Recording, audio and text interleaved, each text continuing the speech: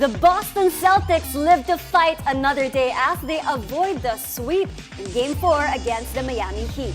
And joining us tonight to break down the latest chapter of the Eastern Conference Finals is NBA Hype host Mikey Reyes. Mikey, welcome back. So for Boston, they're like, no sweep, not today. They defeated the Heat in Game 4, 116-99. What did the Celtics finally do right here? They finally hit shots. And Jayson Tatum finally hit the field goal in the fourth quarter. And we all know the talent of the Boston Celtics. They weren't playing Boston Celtics basketball in the first 3 games, and it was just a matter of time until they finally break out of that slump.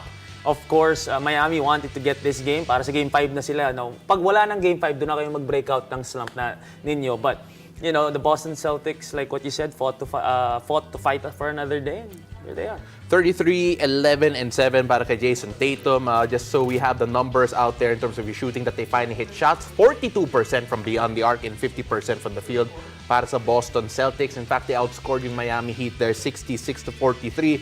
And if you're a Boston Celtics fan, you're looking at that second half and saying that, okay, may pag-asa pa tayo. Pag-asa pa tayo.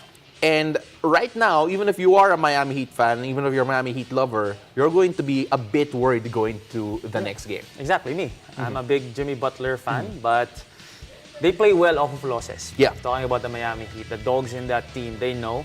And there's something about Jimmy Butler that medyo kampante ka lang. He's gonna bounce back, that he's gonna lead his team in the next game. But like what you said, there's still that inch of doubt na, baka mabuhayan yung Celtics, the Celtics, how they played in this second half compared to the second half of Game 3. Miles away, worlds away. Yeah. So, you know, there's still a sense of urgency for Boston. And he wants him to bounce back, by the way, after Jimmy Butler had 29 points, 9 rebounds, and 5 assists. Exactly, Pao. That was what was on my mind. Now, for Jimmy Buckets, though, he kind of had a slow start, not his usual game. Yeah. And for Jayson Tatum, he picked it up in the second half. If you compare these two superstars in that game, what did you see, Mikey? Well, Jayson Tatum did what he had to do. He had to be aggressive. He had to show that he was the leader of that team. Because if he played passive, like the way LeBron played, they were 3-0. LeBron scored 40. LeBron was aggressive from the get-go. That's what Jayson Tatum did. Yung difference lang is kinapustong Lakers, itong Celtics tumuloy-tuloy. So with Jayson Tatum, that's what he has to do in the coming games. That's what he has to do for Boston to be successful. But for Jimmy Butler, 29 points is not bad. But Jimmy standards, leading scorer of the playoffs, I believe. Could be better. He's gonna bounce back. Yeah, well, let's see. But of course, a lot of people are actually saying that it's yung mga role players ng Miami that have made this run because given na yun si Jimmy Buckets in the playoffs. And si Bam Adebayo. In fact, Bam Adebayo is averaging 16 points and 8.2 rebounds per game this Eastern Conference Finals. We all know that he's going to be crucial para sa closeout. But then you take a look at the role players who aren't playing like role players. Don't see Caleb Martin, si Gabe Vincent. Gano'n sa importante in Game 5? Well, the way they've been playing the whole series, the whole playoffs actually, we know that Jimmy Butler, like what you said, the two-headed snake, Jimmy Butler and Bam Adebayo. But without those role players chipping in the way they did in the first 3 games, it's going to be tough for Jimmy Butler and Bam Adebayo. But then again, they're going back to Boston. It's going to be tough. You're going to go to the Garden in obviously a hostile environment. Very hostile, yeah. Because the pressure is still with Boston. But if they push through and win Game 5, lilipat na yung pressure sa Miami. So that's what Boston just wants. They want to get Game 5. Yeah.